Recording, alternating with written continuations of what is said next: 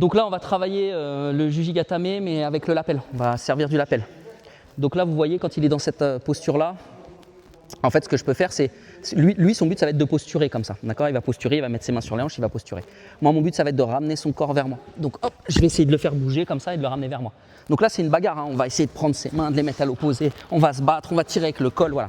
Pendant que je vais faire ça, moi, je vais essayer de le déshabiller. Donc, je suis ici, clac, je vais commencer là. Bouf, hop, je le déshabille un peu, boum. Et à un moment donné, il va être sur moi ici. Vous avez vu là, ce que j'ai fait, en fait, c'est quand il est tombé, j'ai pris le lapel ici, je l'ai ramené vers moi et là, je le tire ici. Un lapel, quand on le prend, en fait, l'objectif du lapel, ça va être de le contraindre. Si je prends un lapel et que je fais ça, ça sert à rien, sauf si je vais me donner de la latitude, mais même là, ça sert à rien. D'accord? Donc moi, ce que je fais, quand je prends le lapel, je viens et je le tire ici. Déjà, ça lui empêche de mettre son épaule dans ma mâchoire, et en plus de ça, ça le contraint. Okay? Une fois que je suis ici, je vais le passer à ce niveau-là au maximum. Je vais le tirer un petit peu, lui, il va essayer de bouger, on va se battre, voilà, on va se battre et tout. Ok. Quand il va bouger, je vais lui laisser un peu de lest, je vais lâcher un peu de lest juste pour qu'il se remonte un peu. Il remonte un peu.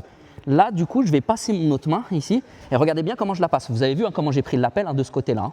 Okay. Là, je la passe de ce côté-là. Je ne vais pas prendre comme ça, je vais prendre en ouvrant la main vers moi. Donc, j'ouvre la main vers moi et j'attrape mon lapel de ce côté-là.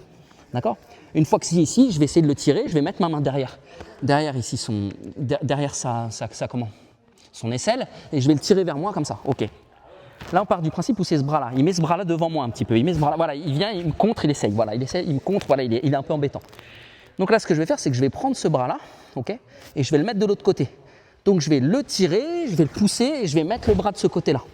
D'accord? Donc vous avez vu, j'ai tiré, j'ai poussé, j'ai mis le bras de ce côté-là. Parce qu'en fait, il va bouger et il va forcer.